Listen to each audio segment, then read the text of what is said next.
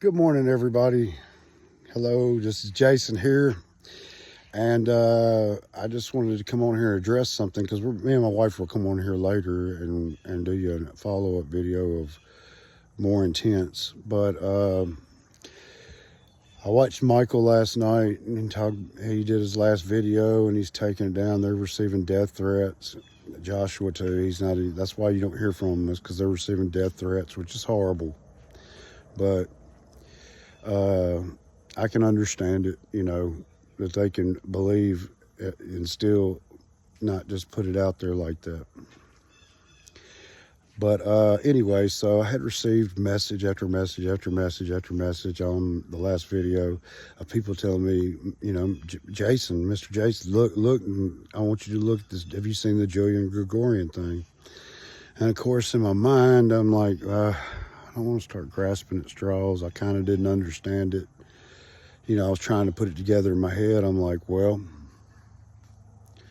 I watched the dates. Yeah, I pulled up. I know you can doctor things and make it look like what you want it to. So I did my own research. I watched the video 4 times of the young guy who was explaining it all. And I watched the older lady who told it. And I started to grasp pieces of it, So anyway, I did my own research, and I'm going to have to tell you guys that I give it a thumbs up. I'm going to tell you, let's don't jump the gun and say 100%, because we know how, but it's all the messages you receive about, oh, what you going to do now? Kick the can down the road? You going to when's the second rapture? They love to do that. However, everything I looked into, and I encourage you guys to watch those videos too, do your own research. I could show you, I rolled my phone back in the calendar to 1582, and oh, lo and behold, there it was there. I went all through the Bible verses, and it was there. And be careful which Bible you read, because we pulled the NIV out and it didn't read the same. But if you just do a Google search, whatever Bible that was, it'll do it, pull it right up on Google for you, and show you how the Jews, and I don't know why I ever thought that they had it right, because if you don't accept the Son, you don't accept the Father, which means that if you're not with Christ, you're anti. And so literally, we're waiting on them to build, to desecrate or whatever with the things that they do, that they're burnt offerings and all that, and build a temple for the Antichrist. And I'm sitting here thinking, that why would they have the feast right when it says he doesn't honor their feasts? And I literally looked, and I cannot believe that it's hidden this hard but comes out now. So where does that land us? If the Julian calendar is the calendar you were going off today, then we would be coming up on September 23rd, 24th on that calendar. But that's neither here nor there. That's where Joshua and all of them messed up in the get-go. What they did was they said it's going to be on the Feast of Trumpets. So let me go look on the calendar this year. Oh, it's on the 23rd, 24th. That's it. When they would have been safer saying the Feast of Trumpets, however, they would still said, oh, that passed. But apparently it hasn't. Apparently it hasn't even happened yet. So I'm not getting on here to... for the ones that are going to say what they're going to say it anyway. But for you guys, for the followers and stuff that know that something was off there, it was. And we'll go into it further later. But I wanted to give you guys a heads up that we're on the right track.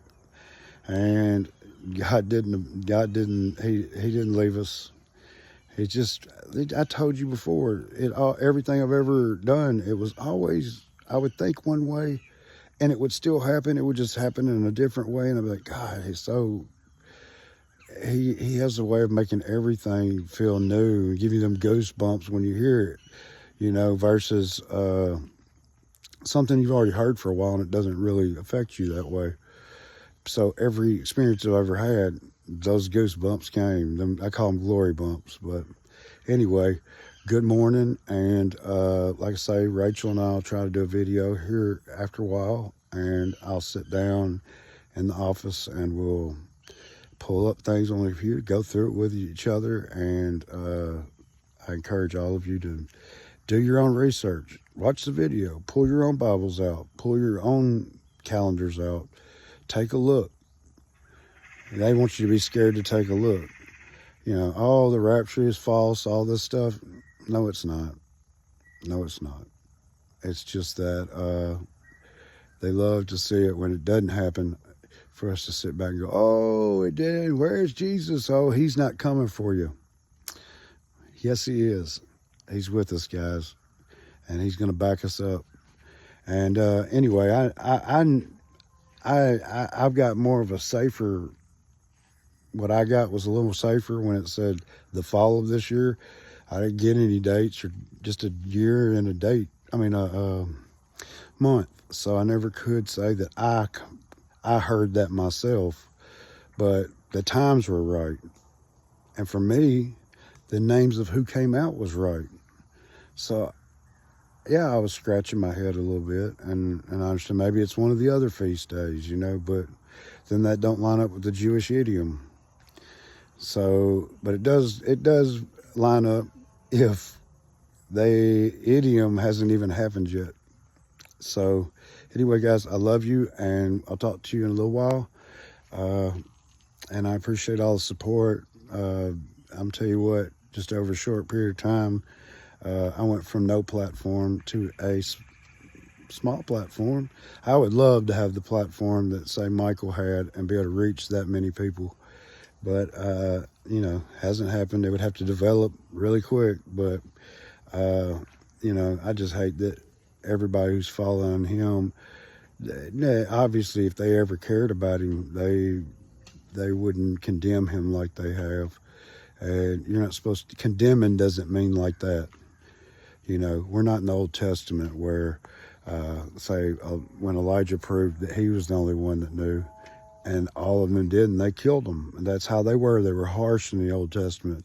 But the New Testament taught you to love and correct your brother, but don't condemn him. And all I've seen is condemnation, And all, the Bible reads straight down the line. You read the page, read the next page. Cherry picking scriptures, I could do that all throughout the Bible and change it any way I wanted it to, to make it look like whatever you want to. Pastors do it all the time. Do they ever tell you, let's read the book of Daniel? Do they ever say, hey, let's read the whole book of Matthew today? No. They cherry pick a scripture out of Mark, and cherry strip a picture out of Deuteronomy, and one out of Psalms, and then another one out of, say, John, and they put it all together for a message that they want to show you or they put together. But nobody says, let's just read it straight down the line. Why do they do that? Well, anyway, love you guys, and I'll talk to you in a little while. Okay?